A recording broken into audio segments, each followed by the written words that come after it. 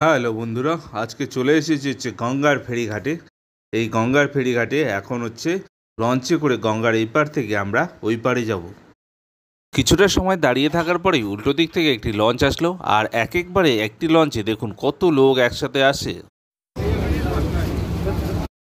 আমাদের লঞ্চটা 1 মিনিটের মধ্যে ভরে গেল, এবং লোক ভরে যাওয়ার পরেই অর্থাৎ 1 মিনিটের মধ্যেই কিন্তু আমাদের লঞ্চটা আবার গঙ্গার ওই পারে যাওয়ার জন্য রওনা দিয়ে দিল।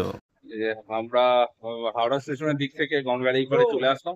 আজকে স্পেশালি থ্যাঙ্কস জানা দেওয়া হচ্ছে রাজেশ দাকে, কারণ রাজেশ দা উৎসাহে আসলাম ঘুরতে এখানে। আজকে এখন এই ইসে থেকে হাওড়া স্টেশন থেকে আমরা মিলেনিয়াম পার্কে যাচ্ছি। এই তো লোক দাঁড়িয়ে আছে দেখো ওঠার জন্য। আমরা কিন্তু ওই পার থেকে এই পারে চলে আসলাম। এখন নামতে হবে, নামতে হবে খুব তাড়াতাড়ি, বেশিক্ষণ কিন্তু দাঁড়ায় না, ওই 1 মিনিটের মতো দাঁড়িয়ে থাকে। এই কত লোক দাঁড়িয়ে আছে, আমাদেরকে নামতে হবে।